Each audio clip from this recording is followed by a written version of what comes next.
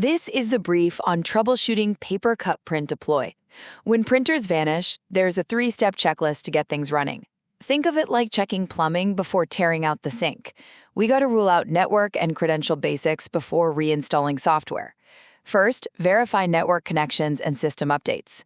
Ensure the machine is on FC schools, and the IP address's third octet is in the 0 to 7 client range. Run all Windows, BIOS, and driver updates. We start right at the machine level. Are we absolutely sure the computer isn't just missing a basic driver update or sitting on the wrong subnet?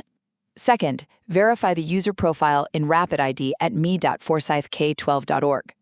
Even with perfect networking, users need the exact digital ID badge and group permissions, like PaperCut Staff or PaperCut Front Office printers. Escalate to a sysadmin or ETC to add groups if needed. Also, check that badge number. If you add a missing badge, remember the frustrating reality. It's not an instant fix. You literally have to wait 2 hours for it to sync. Finally, look out for account types and software glitches.